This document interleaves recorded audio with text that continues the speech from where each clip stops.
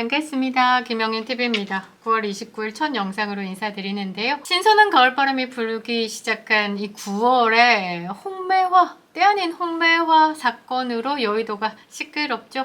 김건희 여사의 공천 개입 의혹의 키맨이라고 불리는 명태균 씨가 이준석과 천하람이 홍매화를 새벽녘에 심는, 그러니까 삽질 사진을 공개했기 때문입니다. 기승전 김건희 여사를 공격하는 민주당의 공천 개입이다라는 먹잇감을 하나 투척하고 사라진 제보자 비의원. 이 비의원이 이준석이죠.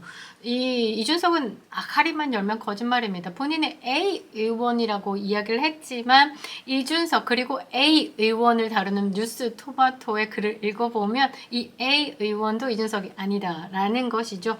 그러고는 김건희 여사의 공천 개입은 애매하다, 완결성이 없다 라면서 뭔가 발을 빼려고 있는 모양새. 그런데 갑자기 칠불사 삽질 사진이 등장하면서 날아가고 있는 겁니다. 거짓말의 대왕이죠. 이번에는 물타기를 하려고 이 칠불사 새벽 삽질을 가지고 주술이다 라고 떠들어 제끼면서 주지스님이 부탁했기 때문이고 주술적 의미도 없다라고 해명을 하고 있습니다. 이렇게 시선을 분산시킨다라는 거죠. 정치권에서는요, 두 의원을 향해서 의심스러운 시선을 거두지 못하고 있습니다.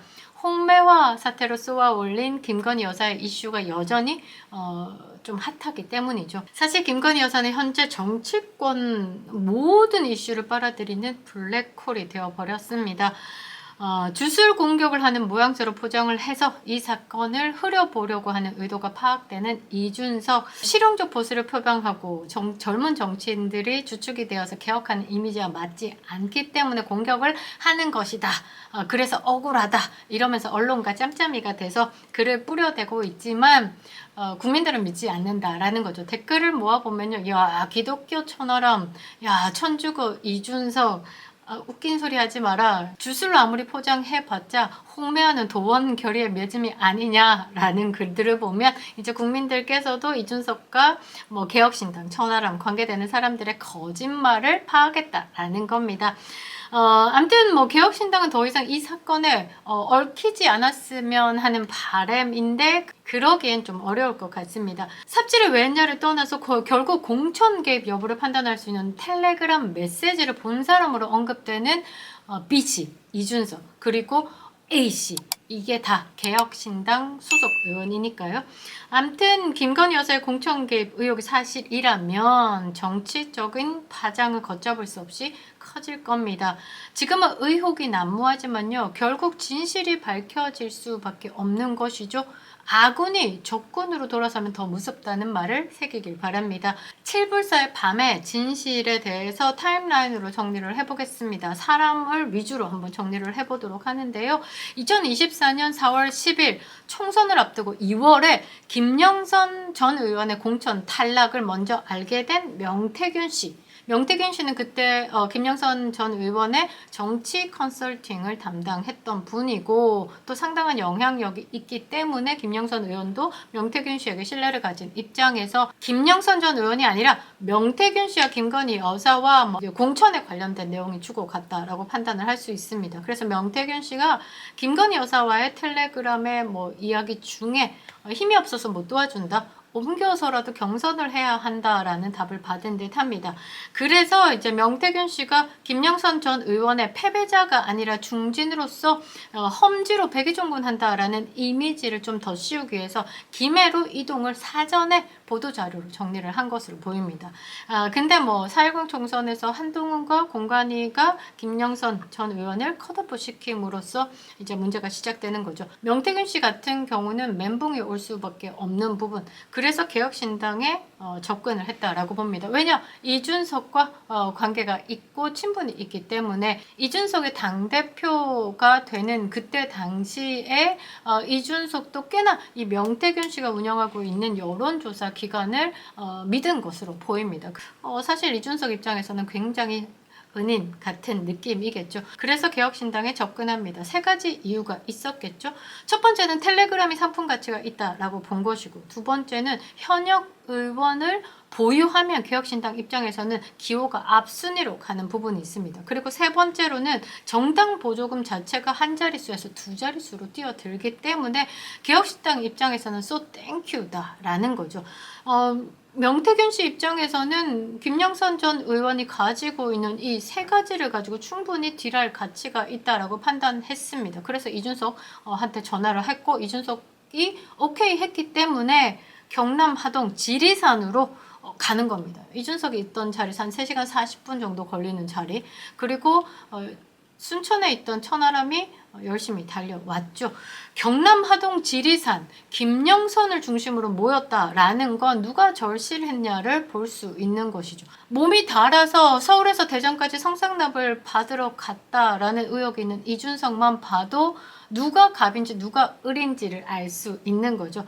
칠불사에 도착을 합니다. 두 가지로 나뉜 것 같아요. 그러니까 주인과 머슴방으로. 그러니까 주인방에는 4인이 들어갑니다. 김영선, 명태균 씨, 그리고 이준석, 천하람. 그리고 머슴방이다라고 하면 약간 DC, 뉴스토마토에서 제보하는 DC, 지금 밝혀졌죠. 김범준 씨, 그리고 뭐 이 씨가 있었는지는 잘 모르겠으나 다른 당직자와 보좌관이 몇 명 있었다라고 이야기합니다.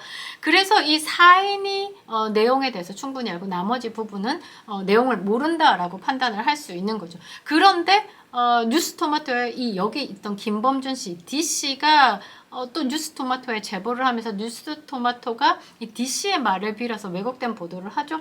그래서 제가 생각할 때는 이 DC가 확실하게 아는 것은 홍매화의 삽질뿐이다 라고 저는 생각을 합니다. 이 DC가 명태균 씨가 가지고 있다라는 텔레그램 문자를 뭐 있다 없다, 뭐 녹취가 있다 없다 이렇게 하는 거는 제가 생각할 때는 허위 보도 정도로 생각을 하고요. 이 4인 방에서 이준석이 먼저 김영선 전 의원에게 비례 1번을 제안합니다. 그 조건으로는 기자회견으로 이 모든 것을 폭로하겠다라는 조건. 그래서 이준석이 올라가고 천하람은 2박 3일 동안 남아서 기자회견문을 작성하고 돕습니다. 이준석은 3월 1일에 금태섭의 선거사무실 개소식을 끝내고 난 다음에 개혁신당의 지도부들이 남아서 4시간을 회의를 합니다. 이준석의 말이 여기서 뻥카라는 게, 이준석이 그 칠불사의 밤에서 본인의 비례에 대해서 제안한 적이 없다, 그 자리에서 거절을 했다, 완결성이 없었고 애매했기 때문에 이거는 공천 개입이라고 보기 힘들다라면서 자기는 올라왔다라고 뭔가 털고 간 느낌인데 2박 3일 천하람 남겨두고 김용남 전 의원이 꽤나 심각하게 회의를 했다라고 밝혔습니다. 완결성이 없었다라고 자리에서 거절했다라는 건 이 김용남 전 의원의 입으로 밝혀진 이준석의 거짓말이다라는 거죠. 그리고 김종인도 나와서 뭐 손사래를 쳤다, 뭐 1번, 3번 제안도 다 거절했다, 김영선 전 의원이 집을 찾아와서 매달렸다, 이런 것도 저는 아니다라고 봐요. 왜냐하면 김종인 전 공관위원장도 당을 5번이나 바꾼 사람입니다. 그리고 뇌물 혐의로 깜빵 갔다 온 사람이기도 하죠. 말을 수시때때로 바뀝니다. 별의 순간을 수시때때로 보는 사람이기도 하죠. 그래서 저는 말 믿을 수가 없다라는 겁니다. 여기서 잠시 한 번 더 결론을 내리면 이준석은 그냥 거짓말, 그리고 이준석의 비례 1번을 먼저 제안했고 김영선 의원은 남아서 그 비례 1번과 기자회견문을 준비를 하고 있었고, 그때 서울에 올라간 이준석이 말을 바꿔서 1번, 3번 뭐 이상한 소리를 짓거리니 김영선 전 의원 측, 명태균 씨 입장에서는 스탑! 이거 말 달라지는 거, 이거 뭔가 있다, 구리다, 안 한다, 홍매화 심었는데 이따위로 해? 라고 결렬이 된 것으로 보고 있습니다. 그러면서 지금 좀 정리를 해보면 당사자들이 사방에 제보를 합니다.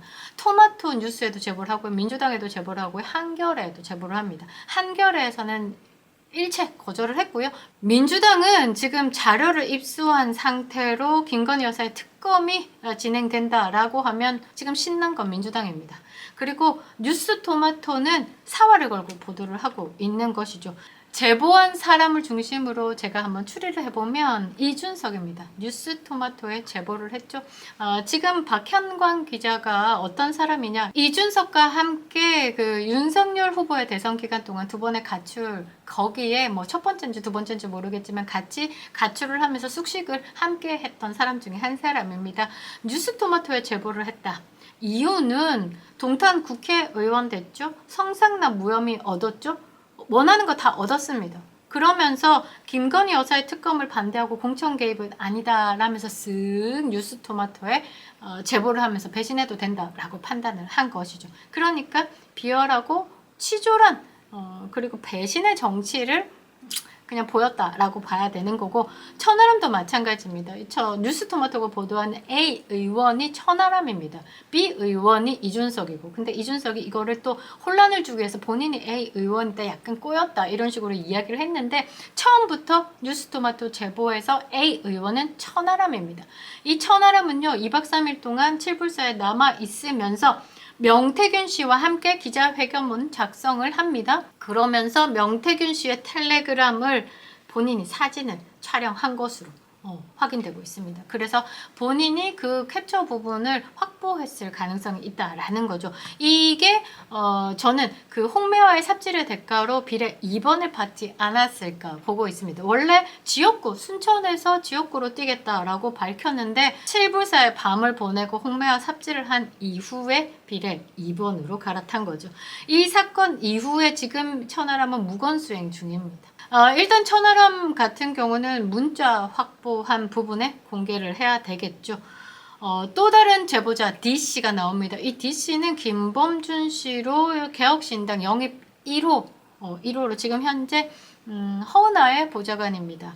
이 D씨로 볼 수 있는 것, 개혁신당의 내분을 볼 수 있다라는 것이죠. 이기인을 밀었던 이준석인데 허은하가 당대표가 되면서 조졌다. 그것을 허은하에게 문자로 전달한 게 이 김범준 씨고, 허은하 당대표와의 갈등 속에서 이 김범준 씨도 개혁신당의 비례를 노린 사람 중에 한 사람이죠. 김철근, 김용남, 김범준 다 개혁신당에서 비례를 노렸고, 그때 당시에 비례 순번 2번에 천하람이 떴을 때 김철근이 잠적하기도 했습니다. 그래서 7억 각서가 터지나 라고 기대하기도 했었는데요. 아무튼 이렇게 다 비례를 노린 상황에서 김영선 투입이 달갑지 않았을 겁니다. 여러 가지 이유로 김영선 전 의원의 영입을 반대했겠죠. 그리고 허은하 쪽도 개혁신당에서 이런 이상한 짬짬이를 하고 있다라는 부분에 대해서 뉴스토마토에 제보를 한 것으로 보고 있습니다. 나머지 명태균 씨의 10년 직원, 그리고 김영선 전 의원의 보좌관이었던 이 씨는 무슨 이유에서인지 잘 모르겠으나, 일단 명태균 씨가 여러 사람들과 이야기를 접촉을 할 때 본인의 가치를 올리기 위해서 굉장히 관련된 분들, 높으신 분들과의 통화를 스피커폰으로 틀었다라고 합니다. 그것을 옆에서 다 녹취를 했다라는 것. 그리고 김영선 전 의원과 명태균 씨의 금전거래 내역도 다 가지고 있다라는 것. 제가 볼 때는 이 씨가 먼저 뉴스토마토에 제보했다라기보다는 뉴스토마토가 수세에 몰리자 이 씨를 섭외한 것으로 보입니다. 녹취의 당사자가 아닌 다른 3자가 이 녹취를 틀 경우 3자 정보 누설죄라는 게 있습니다. 이제 그런 부분 때문에라도 이 씨가 명태균, 김영선 씨를 벌한다든지 아니면 김건희 여사의 공천 개입에 대해서 이야기를 할 때 국감에 출석해서 면책특권을 활용하겠다. 그래서 녹취라든지 이런 자료를 까겠다라고 이야기를 하는 거고, 지금 그런 상황으로 봤을 때는 뉴스토마토의 직접적인 제보는 아직 하지 않았다라는 것. 이따 정도만 뉴스토마토에 안정감을 주는 정도만 이야기를 한 것으로 보이는데요. 지금까지 이제 제보자들 중에 가장 지금 좀 센 사람이 뭐냐면, 제보는 하지 않았지만 뉴스토마토, 이준석, 김범준 다 좀 겁내하는 게 명태균 씨다라고 저는 생각을 합니다. 명태균 씨 캐비넷에서 뭐가 나올지 아무도 모르기 때문에 벌벌 떠는 국힘의 정치인들도 꽤나 있을 것으로 보이는데요. 윤석열 대통령 부부도 이 명태균 씨와의 통화라든지 텔레그램 메시지라든지 이런 것이 어디까지 있을지에 대해서 아무것도 모르기 때문에 좀 걱정하고 있을 것 같고요. 두 번째, 오세훈 서울시장의 이름도 거론됐습니다. 세 번째, 당연히 이준석이겠죠. 이준석이 2024년에 명태균 씨를 알았다라고 이야기를 하지만 실제적으로 2021년부터 이준석과 명태균 씨의 친분은 시작됐다라는 것, 2021년도가 이준석의 당대표가 된 그 시점입니다.